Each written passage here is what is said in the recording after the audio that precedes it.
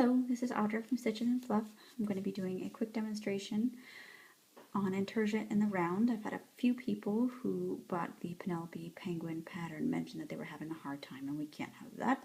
So what I have done is cast on 18 stitches. I've got 6 stitches on each needle, and I've changed over to 4 green in the middle just so that you get the full effect of the Intarsia.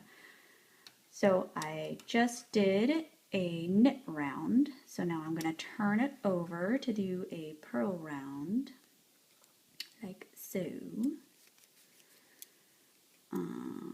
my yarn. Before we start, I need to do a yarn over onto my right needle before I continue on to my left needle. That way I can catch it in the end and keep it all seamed up in the back. So, yarn over, continuing on to my left, like nothing ever happened. The only thing funky is that you have to yarn over before you start knitting. Otherwise, it's completely normal. I have to do a quick warning that this is my first YouTube video and it is sure to be painful for everyone involved. Also, I am a very tight and very slow knitter, so I apologize for those 2 things. But now we're on to our color changing round, or row, I guess. 1 blue, switching over to green.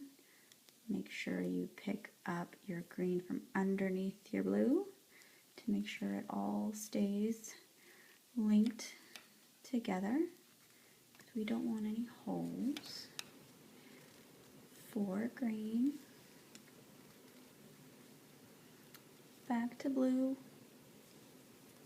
from underneath, constantly tugging to make sure it's nice and tight. Last needle.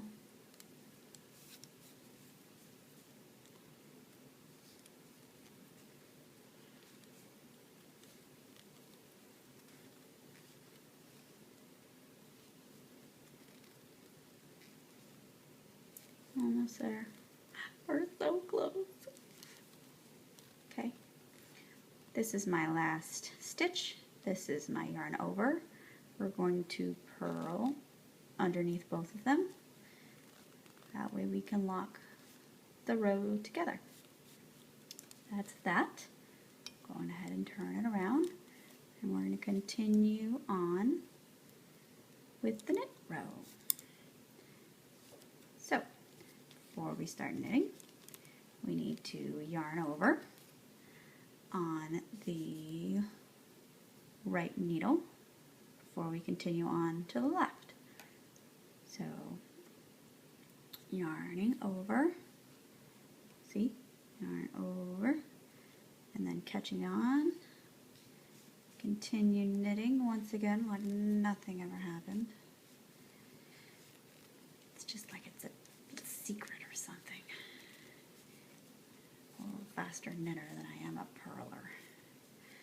Hopefully that will make this row a little less agonizing.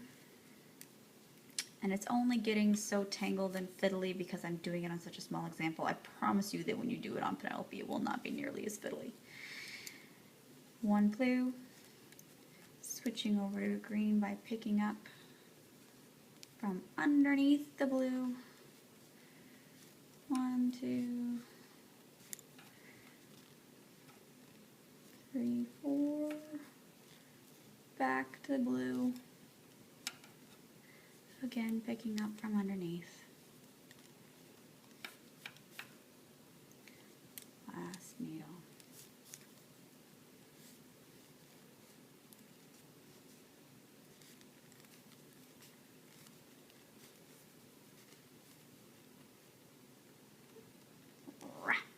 There it goes. Okay, this is my last 2 on my needle. This is my actual stitch. This is my yarn over. We're going to slip the knit through both. Switch. Oh, I dropped my camera. Sorry. Let's try that again. Knit through both. It was like 3D for a second. Anyway, knit back through both, like so. And that's it. I hope that's a little clearer. This is my seam. It's not gorgeous, but you can pick at it a little bit to make it better. This is still better than seaming for me, so it doesn't bother me, but if it does, you can fuddle with it and make it nicer. You can also try different techniques. You can do, instead of the purl always comes out pretty nice, but the knit kind of comes out a little funky. You may want to try knitting through back loops instead of doing a slip slip knit. I just do the slip slip knit because it's easier for me, but it is entirely up to you. It would be a good idea to do an example like one of these so that you can decide which technique works best. I hope that makes things a little bit clearer. If not, email me and I will try again. Here, I'll show you my actual Intarsia there. But see, it just looks so nice. And little Penelope's tummy just comes out so cute. This is the inside. Make sure you always pick up from underneath so that this stays nice and doesn't get any holes or gets all funky. But anyway, that's it. Let me know if you have more problems and I will try this again. Good luck!